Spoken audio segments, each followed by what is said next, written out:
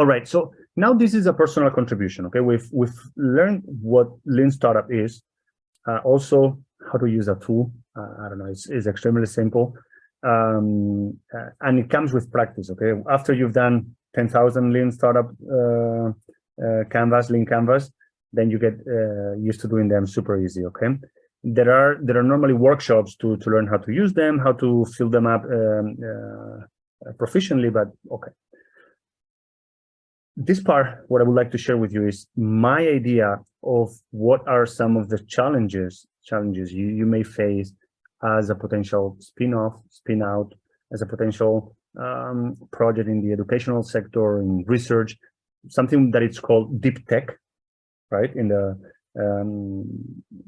deep tech projects normally take 3 to 5 years to complete, you know, so those are a little bit more complicated, sometimes in the context of a university or educational institution. So, all right, this list is not extensive, okay? I mean, it's just, it could be any other list, all right? But okay, for example, reasons, I'm going to use the example we mentioned at the beginning, reasons why startups fail, and I'm going to compare what practitioners say with what scholars say.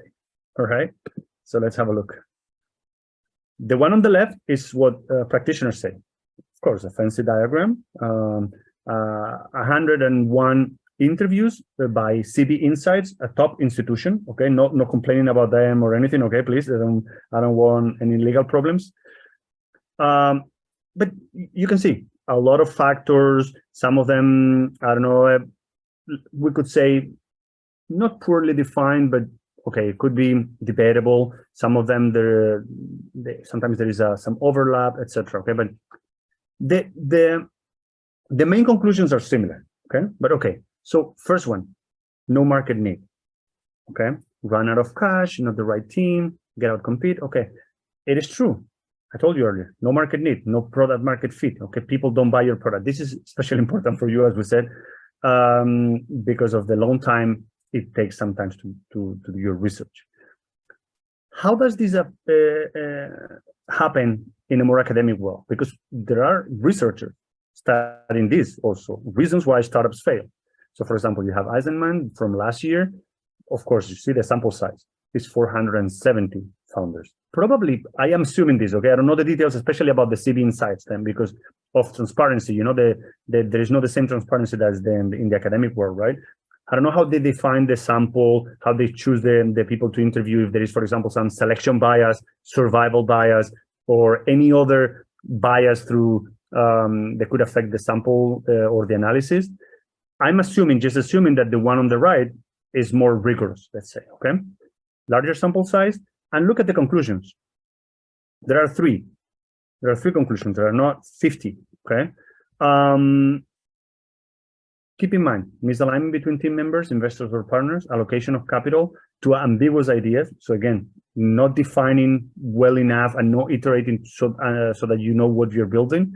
Early customers' false success. This is very important. I put this here because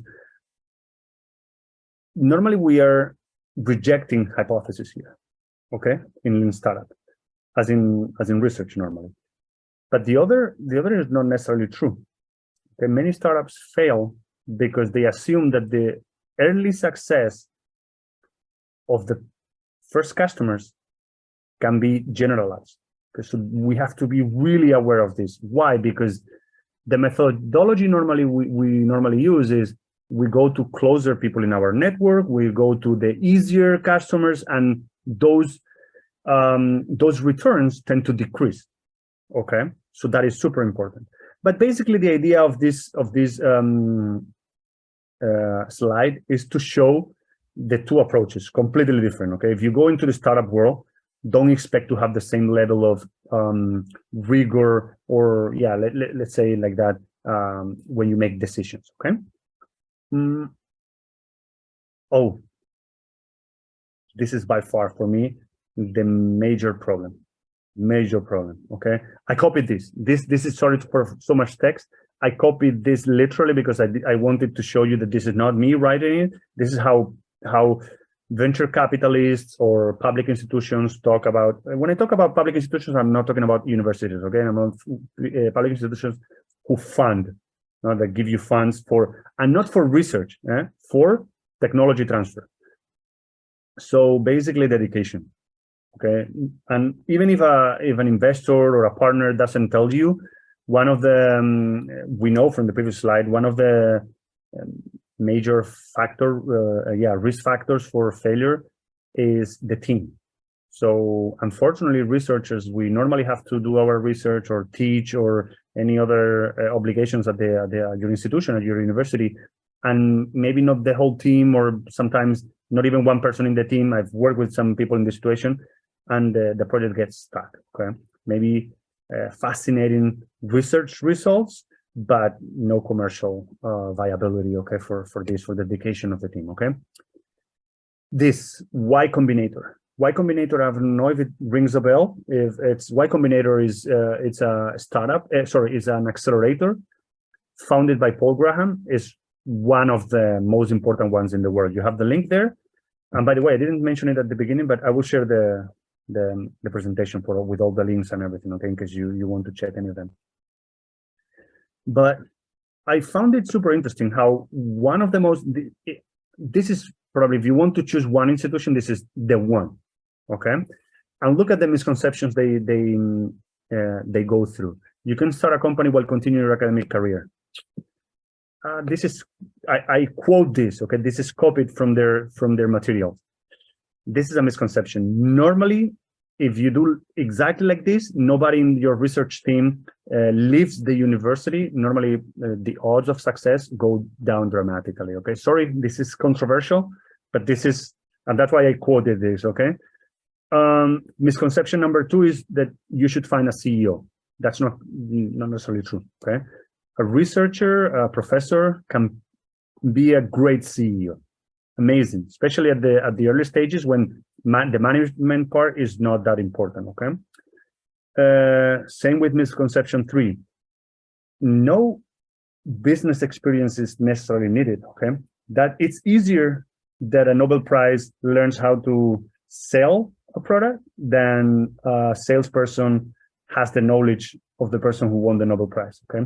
So you guys have the main asset, which is the knowledge and the product and the deep understanding of what you're trying to do, okay? And then the 4th important misconception, there are many other, is that you should, I see some people kind of agreeing, yeah? You should raise money first and then leave the university. This is tricky, but it's extremely complicated, okay? Normally, because what this signals, and sorry, I've experienced this in my own projects and in many projects with whom I work, and it's just, if I'm an investor and you come to me and you say, hey, Raul, I need whatever amount, okay? Imagine that I can afford the amount. €1 million, I cannot afford that, but imagine I could, or 10,000 euros, whatever. And then I will leave the university and I will put into practice, I will commercialize my solution. My first question would be, okay, so you expect me to risk my money for something that you are not so sure that it will work? Because if you were so sure, then you would leave the university first, right? So then it's tricky. It just, we'll not go in details today, but it's just really tricky, okay? I'm just making you aware of the things that could happen in case you weren't before, okay? And then the others, I've grouped them in bureaucracy. Normally spin-offs, spin-outs, or any other projects coming or working with public institutions for that matter, but especially with universities sometimes because of their specific nature. They have more bureaucracy, which goes against, and I put here lean, it goes against this speed, this iteration, this flexibility, okay? Overconfidence, which is related with perfectionism and fall in love with your idea. Okay, overconfidence, it means that because we are the experts in our area, whatever area it is, it's hard sometimes. Maybe our egos tend to be stronger than they should for the commercial or the startup, at least, world, okay? The key point here is to listen to others and be extremely flexible to change, as we said, okay? So it's hard if you've been working on a project for 5 years or 10 years that an outsider comes and tells you, why don't you change this? Our first reaction intuitively, normally, is, well, I've been working on this for 10 years. You have just heard about this for 5 minutes. How are you going to give me feedback? Well, maybe it's good to listen, okay?